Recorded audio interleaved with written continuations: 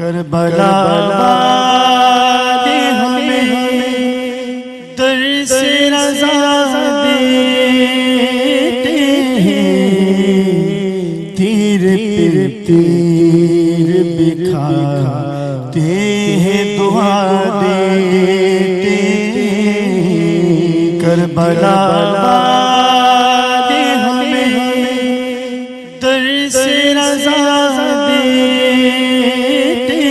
بسم اللہ الرحمن الرحیم۔ السلام علیکم ناظرین، ٹائم ٹی وی کینیڈا کے خصوصی ٹرانزیشن ماہ محرم کے حوالے سے کربلا درس رضا کے ساتھ آپ کا میزبان حسن عابدی حاضر ہے، اور آج ہمارے اس پروگرام میں حجت اسلام والمسلمین معروف عالم دین حضرت مولانا مبشر علی زیدی صاحب تشریف فرما ہیں۔ آئیے ان سے گفتگو کرتے ہیں اسی حوالے سے۔ قبلہ یہ فرمائیے گا کہ یہ جب امام حسین علیہ السلام کربلا سے روانہ ہوئے، ہجرت کی انہوں نے، تو ظاہر ہے رضائے الہی کے ساتھ ہجرت کی، تو امام نے ہجرت سے قبل کیا مدینے والوں کو یہ پیغام پہنچایا کہ میں اللہ کی راہ میں اللہ کی رضا کے لیے، حق کے لیے روانہ ہو رہا ہوں، تو آؤ تم میرے ساتھ چلو؟ یہ انہوں نے پیغام دیا یا نہیں دیا، اور اپنا قافلہ بنایا اور کچھ وہاں سے کوچ کیا؟ اور اگر پیغام دیا تو مدینے میں کیا کیفیت رہی؟ لوگ نکلے نہیں نکلے، یا کیا صورت لائی؟ آپ تفصیل سے ذرا۔ اعوذ باللہ من الشیطان الرجیم، بسم اللہ الرحمن الرحیم، الحمدللہ رب العالمین، ثم الصلاۃ والسلام علی رسولہ الکریم و اہل بیتہ الطیبین الطاہرین۔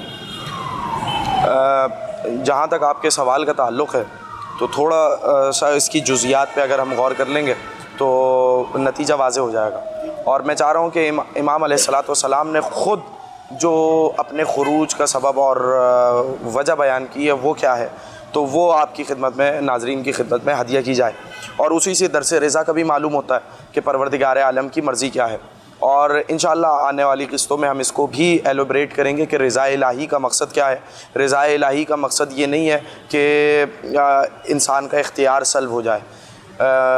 جو مشیت چاہتی تھی، جس چیز میں خدا کی رضا تھی، امام حسین علیہ السلام نے اسی چیز کو مد نظر رکھتے ہوئے جو بھی حکمت عملی اپنائی وہ رضا الہی کی پابندی میں اپنائی، اس لیے کہ یہ لوگ کچھ نہیں چاہتے، یہ وہی چاہتے ہیں جو پروردگار عالم چاہتا ہے۔ اب اگر غور کیا جائے جزیات پر، جب حاکم شام نے اپنے بیٹے یزید کے لیے زمینہ سازی کی، اور یہ بات عالم اسلام میں سب کو بخوبی واقف تھے عالم اسلام اس بات سے کہ یزید ایک بدکار، زانی، فاسق، فاجر انسان ہے، اور حلال کو حرام میں بدلنے والا، حرام کو حلال میں بدلنے والا ہے۔ اس کے باوجود جب زمینہ سازی کی گئی اور پورا ایک ماحول بنایا گیا یزید کی ولی عہدی کے لیے، اور جب اس دنیا سے گزر رہا تھا تو ایک خط لکھا اپنے بیٹے کے نام، اس لیے کہ یزید وہاں پر موجود نہیں تھا۔ جب یزید نے وہ خط پڑھا تو کہا کہ 3 لوگوں سے ضرور بیعت لے لینا، اس لیے کہ اگر ان 3 لوگوں نے تمہاری بیعت نہیں کی تو پھر تمہاری حکومت میں استحکام نہیں آ سکتا، اور کوئی نہ کوئی فتنہ کھڑا ہوگا اور تمہاری حکومت اس فتنے کے سبب میں جا سکتی ہے۔ یہ ایک پورا خط لکھا، اس میں سے پہلا نام سید الشہداء حضرت امام حسین علیہ السلام کا تھا، کیونکہ ہر کسی کو یہ بات معلوم تھی کہ سید الشہداء نواسہ رسول ہیں، جگر بندے علی و بطول ہیں، اور اسلامی اقدار کے وارث ہیں، اسلامی اقدار کے وارث ہیں۔ اور لوگ یہ جاننے کے لیے کہ حلال خدا کیا ہے، حرام خدا کیا ہے، اسلام اس بارے میں کیا کہتا ہے، پوری دنیا کی نگاہیں سید الشہداء کی جانب ہیں۔ اب آپ یہ دیکھیے، بنی ہاشم میں سے کسی اور سے بیعت نہیں مانگی۔ اگر آپ وہاں دیکھیں حضرت محمد حنفیہ کی شخصیت موجود ہے، حضرت عباس کی شخصیت موجود ہے، تو حضرت مسلم کی شخصیت موجود ہے، نہیں۔ بیعت کس کی مانگی گئی، کس سے مانگی گئی؟ حضرت عبداللہ ابن عباس موجود ہے، مگر بیعت مانگی گئی سید الشہداء سے۔ تو اس کا مطلب یہ ہے کہ اگر امام حسین نے بیعت کر لی تو پھر بنی ہاشم نے بیعت کر لی، صرف بنی ہاشم نے بیعت نہیں کی، اس کا مطلب یہ ہے کہ گویا علی مرتضیٰ نے بیعت کی، گویا حسن مجتبیٰ نے بیعت کی، گویا رسول خدا نے بیعت کی، گویا 1,24,000 انبیاء نے بیعت کی۔ اور اس کا مطلب یہ ہے کہ امام حسین علیہ السلام کی بیعت پر پورا اسلام منحصر ہے، یعنی پوری نگاہیں تمام انبیاء کی محنتوں کی، ریاضتوں کی، سب نگاہیں سید الشہداء کے چہرے پر ہیں کہ اب امام حسین کیا کرتے ہیں۔ تو ظاہر سی بات ہے امام حسین اب وہی کریں گے کہ جس میں دین کی حفاظت ہو، جس میں اسلامی اقدار کی حفاظت ہو، جس میں انبیاء کی وراثت باقی رہے، جس میں انبیاء کی ریاضتیں باقی رہیں، جس میں انبیاء کی محنتیں باقی رہیں۔ وہ سید الشہداء نے کیا کیا؟ جب وہ خط آیا، اس کے بعد یزید نے خط لکھا، میں نے اب بہت مختصر کیا ہے، یزید نے وہ خط لکھا ولید کے نام، ولید گورنر ہے حاکم مدینہ کا یزید کی جانب سے، اس نے مروان کو بلایا وہ خط پڑھنے کے بعد کہ ان 3 افراد سے بیعت لو وگرنہ ان کے سر قلم کر کے میرے پاس بھیجو۔ تو مروان سے مشورے کے لیے بلایا کہ کس طریقے سے اب کیا حکمت عملی اپنائی جائے، ان کو کیسے بلایا جائے۔ تو ایک مرتبہ مروان نے کہا کہ حاکم شام کے مرنے کی اطلاع ابھی مدینے میں عام نہیں ہونی چاہیے، مدینے میں یہ خبر عام ہونے سے پہلے ان افراد کو بلایا جائے اور ان سے بیعت طلبی کی جائے، اور اگر یہ بیعت نہ کریں تو ان کا سر قلم کر دیا جائے۔ لہٰذا ایک پیغامبر کو بھیجا گیا امام حسین کی خدمت میں، اور اس کے بعد عبداللہ ابن زبیر کو بھی بلایا گیا، عبداللہ ابن عمر کے پاس بھی بھیجا گیا۔ سب سے پہلے امام حسین کے پاس آیا اور اس نے کہا کہ حاکم نے آپ کو یاد کیا ہے۔ امام حسین نے کہا میں کچھ دیر کے بعد تشریف لاتا ہوں۔ اب عبداللہ ابن زبیر اور امام حسین کی گفتگو ہو رہی ہے کہ آپ کیا سمجھتے ہیں کیوں بلایا گیا؟ تو امام حسین نے بتایا کہ میں یہ سمجھ رہا ہوں کہ حاکم شام اس دنیا سے رخصت ہو گیا اور اسی لیے بلایا جا رہا ہے تاکہ یزید کی بیعت کی جائے۔ ایک مرتبہ عبداللہ ابن زبیر نے پوچھا آپ کی رائے کیا ہے اور آپ کیا کریں گے؟ تو امام حسین نے اس وقت یہ کہا کہ میں جوانان بنی ہاشم کے ساتھ جاؤں گا، انہیں دربار کے باہر ہی روکوں گا اور خود تنہا جاؤں گا، اگر کوئی ایسی صورتحال پیدا ہوتی ہے تو پھر وہ جوانان بنی ہاشم دربار میں آئیں گے۔ لہٰذا امام علی مقام وہاں سے رخصت ہوئے اور جوانان بنی ہاشم کے ساتھ اس دربار میں آئے۔ اب صورتحال یہ ہے کہ مدینے میں حاکم شام کے مرنے کی خبر عام نہیں ہوئی، جو ہی بیعت کا سوال کیا گیا حاکم شام کے مرنے کی اطلاع پہنچائی گئی تو امام نے کہا انا للہ و انا الیہ راجعون۔ جو اب آپ کا سوال ہے اس کا جواب اب آ رہا ہے ان جملوں میں مضمر ہے جو اب امام حسین علیہ السلام نے دربار ولید میں ادا کی۔ تو ایک مرتبہ جب خط پڑھ کے سنایا گیا کہ حاکم شام اس دنیا سے رخصت ہو گیا اور امام سے بیعت طلبی کی جائے، تو امام نے ایک جملہ کہا کہ تنہائی میں بیعت لینے کا کیا فائدہ ہے، پہلے مدینے کے تمام افراد کو بلایا جائے پھر ہم دیکھیں گے کہ کیا فیصلہ ہوتا ہے۔ امام کا جواب انتہائی سنجیدگی، متانت اور اتنی بالیدگی پر منحصر تھا اور اتنی بالیدگی تھی اس جواب میں، اتنی متانت تھی اس جواب میں کہ ولید کے پاس کوئی جواب نہیں تھا۔ ولید نے فوراً یہ کہا کہ بالکل آپ بخوبی یہاں سے تشریف لے جائیے۔ تو جو ہی ولید نے یہ جواب دینے لگا تو مروان نے تیوریاں چڑھائیں اور کہا اے ولید یہ کیا غضب کر رہا ہے کہ تو حسین کو یہاں سے دربار سے جانے دے رہا ہے؟ اگر حسین آج اس دربار سے چلا گیا تو پھر حسین پر قابو پانا محال ہو جائے گا۔ اس وقت جلال الہی کو جلال آیا اور امام حسین نے ایک جملہ کہا یبن زرقا، اے نیلی آنکھ والی ماں کی اولاد، تیری یہ مجال کہ تو میرے نانا کے شہر میں مجھے قتل کرے، نہ مدینہ میرا مقتل ہے، نہ مدینہ میرا مدفن ہے، اور نہ یہ میرا قاتل ہے۔ یہ کہنے کے بعد اب جو آواز بلند ہوئی، جوانان بنی ہاشم بھی آئے، وہاں پر دربار میں امام حسین نے چند کلمات ادا کیے، اور یہ کلمات ایسے ہیں جو ہر صاحب علم، صاحب فہم و فراست کے سینے میں محفوظ ہونے چاہیے، اس لیے کہ ان کلمات میں قیامت تک کے لیے امام حسین نے فیصلہ کر دیا حق و باطل کا۔ اب ضرورت نہیں ہے کسی سے پوچھنے کے لیے کہ یزید کا کیریکٹر کیا ہے، امام حسین کا کیریکٹر کیا ہے۔ دیکھیے تعرف الاشیاء بازدادها، ہر شے اپنی ضد کے ذریعے پہچانی جاتی ہے، دن رات کے ذریعے، رات دن کے ذریعے، نور ظلمت کے ذریعے، ظلمت نور کے ذریعے، ہر شے اپنی ضد کے ذریعے پہچانی جاتی ہے۔ تو اگر آپ کو جاننا ہے کہ امام حسین کے مقابل میں کون ہے، یزید کا کردار دیکھیں، امام حسین کا کردار دیکھیں۔ اب امام حسین نے کچھ کلمات ادا کیے وہاں پر، اور وہ جواب کیا ہے، یہ فیصلہ کر دیا امام حسین نے۔ دیکھیے اس کے لیے یہ بھی غور طلب بات یہ ہے کہ دربار ولید کا ہے، یعنی گورنر ولید کا، حاکم ولید کا، مشیر جو ہیں وہ یزید اور ولید کے ہیں، تمام سپاہی یزید اور ولید کے ہیں، تنہا کون ہے، زہرا کا لال۔ کسی میں جرت نہیں ہوئی کہ امام حسین کو کوئی کاؤنٹر کرتا، کوئی اعتراض کرتا، کوئی ان کے جواب پہ کہتا کہ ابن زہرا آپ نے یہ بات ٹھیک نہیں کی۔ سب نے خاموش رہ کے امام حسین کی بات پر ایک مہر لگائی کہ جو کچھ فرزند زہرا کہہ رہا ہے بالکل ٹھیک کہہ رہا ہے۔ اور امام حسین نے کہا کیا، کہنے لگے انا اہل بیت النبوہ و معدن الرسالہ و مختلف الملائکہ بنا فتح اللہ و بنا یختم۔ وَهُوَ يَزِيدُ رَجُلٌ شَارِبُ الْخَمْرِ. عجیب جملہ ہے. وَهُوَ يَزِيدُ رَجُلٌ شَارِبُ الْخَمْرِ مُعْلِنٌ بِالْفِسْقِ قَاتِلُ النَّفْسِ الْمُحْتَرَمَةِ مِثْلِي لَا يُبَايِعُ مِثْلَهُ. یہ وہ کلمات ہیں جو امام حسین نے ادا کیے، اور اگر ہم ان کلمات کو سمجھ جائیں تو بالکل جیسے کہتے ہیں نا 2 اور 2 4 کا رزلٹ واضح ہو جائے گا. امام حسین نے پہلے اپنا تعارف کرایا. کس کے لیے بیعت مانگ رہا ہے؟ یزید کے لیے. پہلے سمجھ تو صحیح میں کون ہوں. امام نے کہا انا اہل بیت النبوہ. اس کے ایک ایک لفظ کی تشریح کے لیے کئی گھنٹے درکار ہیں، کئی کتابیں درکار ہیں. ہم اہل بیت نبوت ہیں. یہ نہیں کہا کہ ہم نبی کے اہل بیت ہیں. نبی کا اہل بیت اہل ہونا اور بات ہے، نبوت کا اہل بیت ہونا اور بات ہے. اور جو ہی لفظ اہل بیت لائے تو اس کا مطلب یہ ہے کہ امام علی مقام نے دربار میں کھڑے ہو کے سب لوگوں کو قرآن کی وہ آیت یاد دلائی کہ جو جناب زہرا کی چادر میں نازل ہوئی. اچھا مولانا یہاں یہ فرمائیے گا، یہ تو دربار کا واقعہ آپ نے بڑی تفصیلی بتایا. امام حسین نے انکار کیا دربار میں، اس دربار میں جو کہ اس وقت امام حسین کا قتل کا منصوبہ بنائے بیٹھے ہوئے تھے. لیکن بہرحال اس کے بعد جب امام حسین نے، میرا سوال یہ تھوڑا سا مختصراً بتائیے گا کہ جب امام حسین کوچ کے لیے تیاری کی تو میں نے جیسا کہا تھا کہ کیا مدینے والوں کو دعوت دی تھی کہ میں راہ حق پہ جا رہا ہوں، اللہ کی رضا کے ساتھ تم ہمارے ساتھ چلو یا نکلو، کوئی ایسی بات ہوئی تھی؟ اور کیا رسپانس آیا؟ تھوڑا سا بتائیے گا. بس میں ذرا سا اسی کو میں مکمل اسی میں ہی جواب آپ کے سامنے واضح ہو جائے گا. اور یہ ہمیشہ کے لیے امام حسین نے، اسی لیے میں نے عرض کیا کہ یہ جو خطبہ ہے امام علی مقام کا، اس میں ہمیشہ کے لیے چیز واضح ہے. اور وہ جو آپ نے رضا الہی کی بات کی تھی وہ اس میں واضح ہے، وہ بھی واضح ہو جائے گا. اور امام علی مقام کا جو اسٹینڈ ہے، دیکھیں کوئی نہ کوئی تحریک جو ہوتی ہے، کوئی نہ کوئی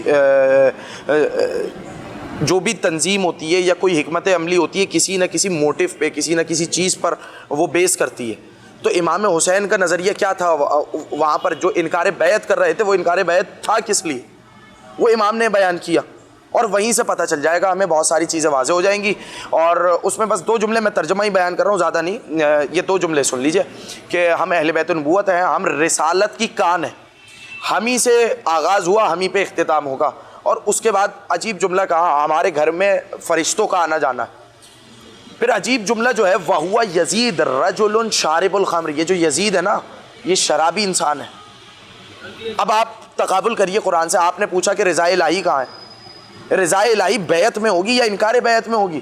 کہ جب امام نے کہا یزید شرابی ہے، اب قرآن سے پوچھیں کہ خدا کیا کہتا ہے شرابی کے بارے میں. قرآن کی آیت گواہی دے گی یا ایھا الذین آمنوا انما الخمر والمیسر والانصاب والازلام رجس من عمل الشیطان فاجتنبوہ. عجیب جملے کہ اے ایمان والو، یہ شراب، جوا، پانسے کے تیر، یہ سب یہ رجس میں سے، نجاست میں سے، پلیدگی میں سے ہے، یہ عمل شیطان ہے، اس سے بچو. امام علی مقام نے دربار ولید میں کھڑے ہو کر کہا کہ یزید شرابی ہے. اب بتائیے کسی شرابی کی بیعت کیسے ہو سکتی ہے؟ شرابی کی بیعت میں مرضی الہی ہے یا انکار بیعت میں مرضی الہی ہے؟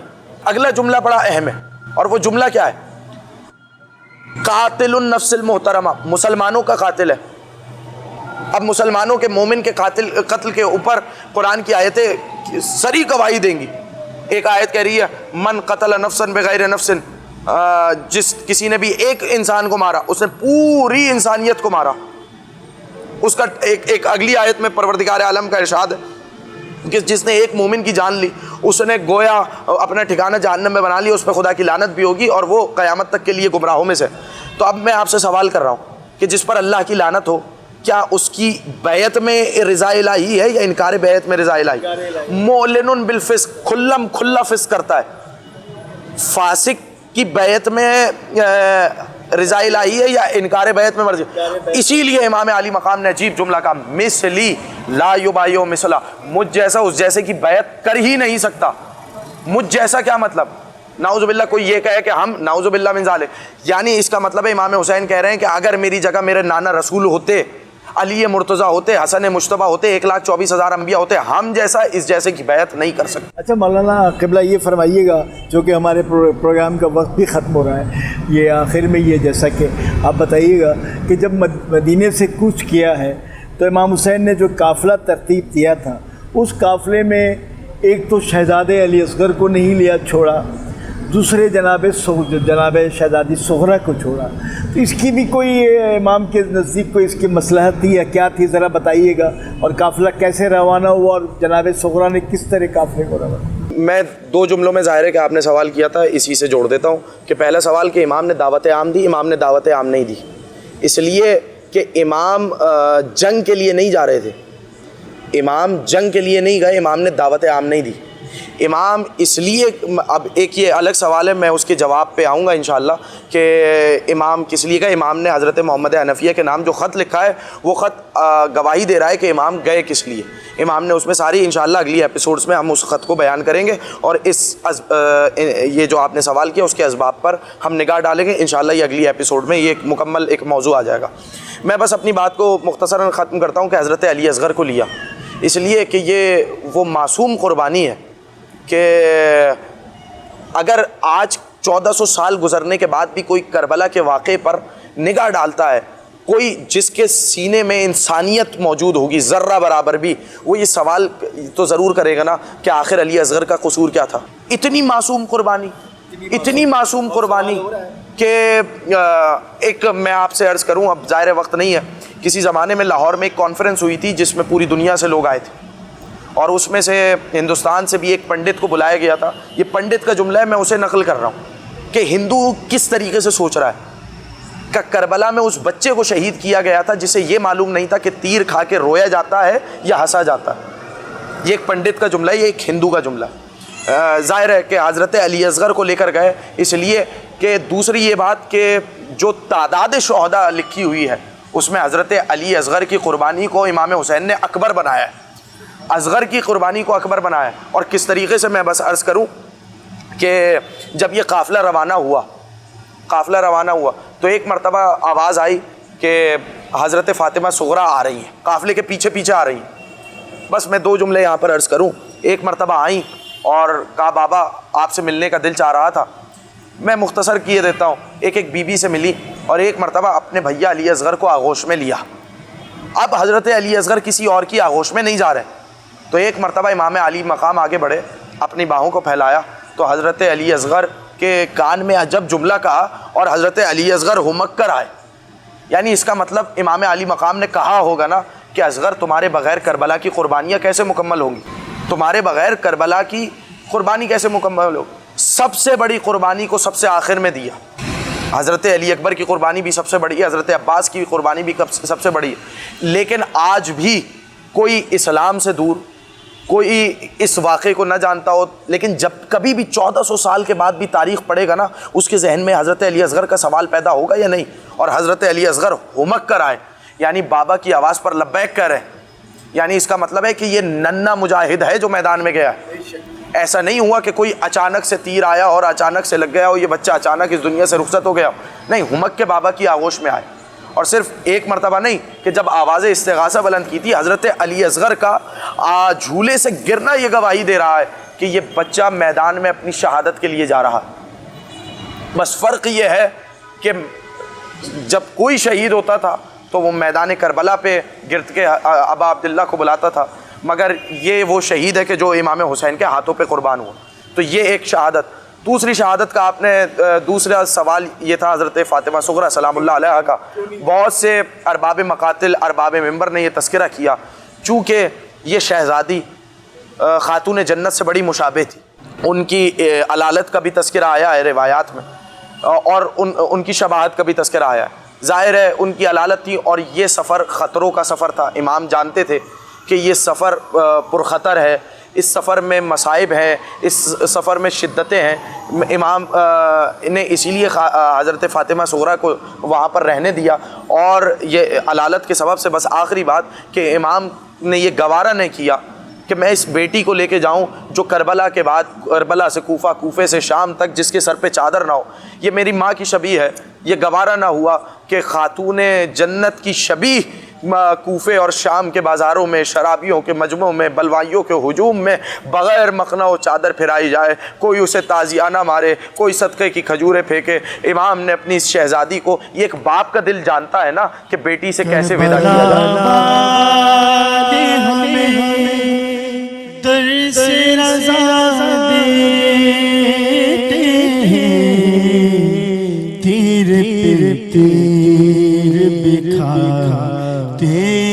دعا دے